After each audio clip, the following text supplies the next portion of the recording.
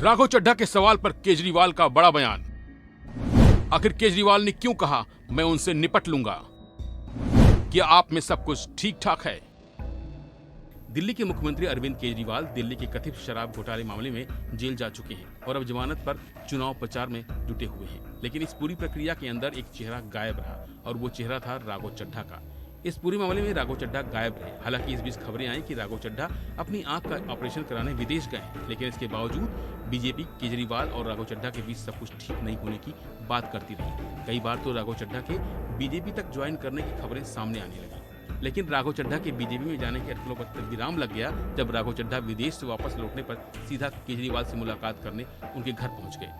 इस दौरान दोनों के बीच क्या बात हुई किसी को पता नहीं, लेकिन जब से राघव चड्ढा विदेश से वापस भारत आए हैं तब से उन्होंने कोई बयान नहीं दिया। हालांकि राघव चड्ढा और केजरीवाल के बीच उठ रहे सवालों पर खुद केजरीवाल ने पलटवार किया। केजरीवाल ने राघव चड्ढा पर सफाई देने के बजाय सिर्फ इतना कहा, कौन चुप रहा या कौन विदेश में रहा या उनकी पार्टी का मसला है और वह निपट लेंगे। इतना ही नहीं, केजरीवाल ने 3 सांसदों का इस्तीफा मांगे जाने की खबरों का भी खंडन किया। इस दौरान सीएम अरविंद केजरीवाल ने प्रधानमंत्री नरेंद्र मोदी पर जोरदार हमला बोला। उन्होंने कहा कि पीएम लोगों को मुद्दों से भटका रहे हैं। पीएम बेरोजगारी और महंगाई पर समाधान बताने की जगह कह रहे हैं कि शरद पवार भटकती आत्मा है और उद्धव ठाकरे बाला साहब ठाकरे की नकली संतान है। वह कहते हैं कि इनको वोट दिया तो आपकी भैंस खोल लेंगे। फिलहाल आम आदमी पार्टी एक तरफ शीर्ष नेताओं के जेल में होने से परेशानी का सामना कर रही है, तो वहीं दूसरी तरफ पार्टी पर स्वाति मालीवाल द्वारा लगाए गए आरोप मुसीबत बन रहे हैं। ऐसे में सांसद राघव चड्ढा का विदेश से वापस आना उसके लिए राहत की बात है और यही वजह है कि केजरीवाल इस मामले को ज्यादा तूल नहीं देना चाहते हैं और इसे अपनी पार्टी का अंदरूनी मामला बताकर इसे खत्म करना चाहते हैं।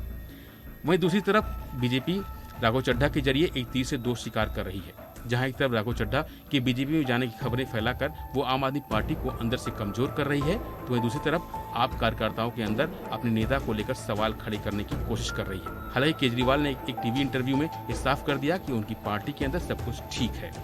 वहीं राघव चड्ढा की बात की जाए तो वो राज्यसभा में आम आदमी पार्टी की तरफ से सांसद हैं और पार्टी पहले से ही एक राज्यसभा सांसद स्वाति मालीवाल के लगाए गए आरोपों के चलते मुसीबत का सामना कर रही है। ऐसे में राघव चड्ढा का वापस आना पार्टी के लिए बेहद अहम हो गया है।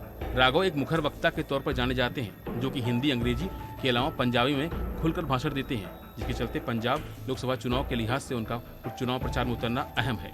राघव पंजाब में इंचार्ज भी हैं और पिछले विधानसभा चुनाव में आम आदमी पार्टी ने पंजाब में एक तरफा जीत हासिल की थी। उसमें राघव चड्ढा की अहम भूमिका थी, जो ये बताता है कि राघव चड्ढा आम आदमी पार्टी के लिए कितने महत्वपूर्ण है और उनका वापस आना पंजाब में 1 जून को होने वाली वोटिंग के लिए बेहद अहम है।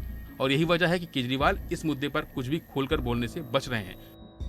फिलहाल इस खबर में इतना ही। बाकी अपडेट के लिए बने रहिए वन इंडिया हिंदी के साथ।